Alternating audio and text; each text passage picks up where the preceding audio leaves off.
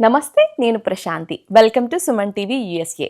మనం ఎంతగానో ఎదురు చూస్తున్న సంక్రాంతి పండుగ వచ్చేసింది. మనలో చాలా మందికి సంక్రాంతి పండుగ శాస్త్రోక్తంగా ఏ విధంగా చేసుకోవాలో తెలియదు.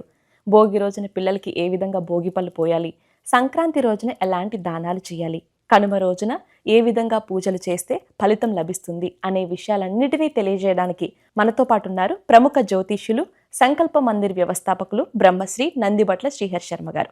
ఆయనతో మాట్లాడి మరిన్ని విషయాలు తెలుసుకుందాం. నమస్కారం గురుగారు. నమస్కారం గురుగారు. నమశంకరాయ. మనకి భోగి రోజున భోగి మంటల్లో ఇంట్లోవన్నీ పాత సామాన్లు అవి వేస్తూ ఉంటారు చాలామంది. అసలు భోగి రోజున భోగి మంట వెలిగించినప్పుడు ఏవే వేయాలంటారు? జనవరి 14 భోగి.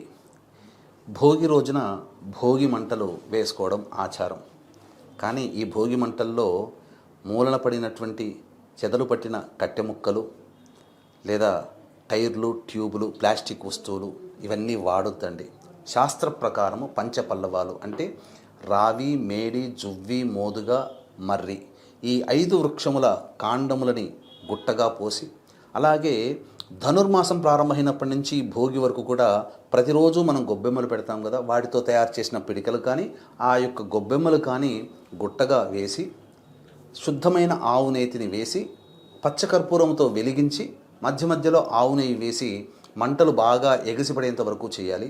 ఇది గ్రామంలో బొడ్రాయి దగ్గరనైనా కానీ, పెద్ద గ్రామం అయితే 2-3 కూడల దగ్గర కానీ, గేటెడ్ కమ్యూనిటీలో అలాగే నగరాల్లో కూడా ఈ భోగి మంటలు వేసుకొని ఈ విధంగా వేసుకొని పిల్ల పాపలు అందరూ కూడా కేరింతలు కొడుతూ డ్యాన్సులు చేసుకుంటూ ఆ ప్రదక్షిణ పూర్వకంగా చేస్తూ ఉంటారు. తద్వారా ఒక 10 గ్రాముల ఆవు నేతితో వెలిగినటువంటి ఈ విధంగా చేసినటువంటి ఉష్ణము వలన 1 టన్ను ఆక్సిజన్ వెలువడుతుంది. ఇన్హేలర్తో సంబంధం లేకుండా మన ముక్కు పుటాలన్నీ శుభ్రమైపోతాయి, శరీరంలో ఉన్నటువంటి సూక్ష్మక్రిములు నశించిపోతాయి. తరువాత ఆ యొక్క భోగి బూడిదని మనం నుదుటిన ధరించాలి. పిల్లలు, పెద్దవాళ్ళు ధరిస్తే దిష్టి దోషం తొలగిపోతుంది.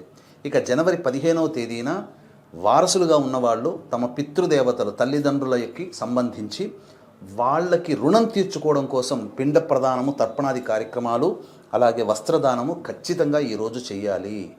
ఒకవేళ అవకాశం ఉండి చేసుకోలేకపోతే మన పీఠం ఆధ్వర్యంలో మహామహిమాన్విత సుప్రసిద్ధ కాశీక్షేత్రంలో గంగానదీ తీరాన బ్రాహ్మణులని కర్తగా పెట్టి పిండ ప్రదానము, తర్పణాది కార్యక్రమాలు జనవరి 15వ తేదీన సంక్రాంతి, జనవరి 18 పుష్య అమావాస్య ఆదివారం కలిసి వచ్చే 2 రోజుల్లో ఈ కార్యక్రమాలు పిండ ప్రదాన, తర్పణాది కార్యక్రమాలు చేయించడం జరుగుతుంది.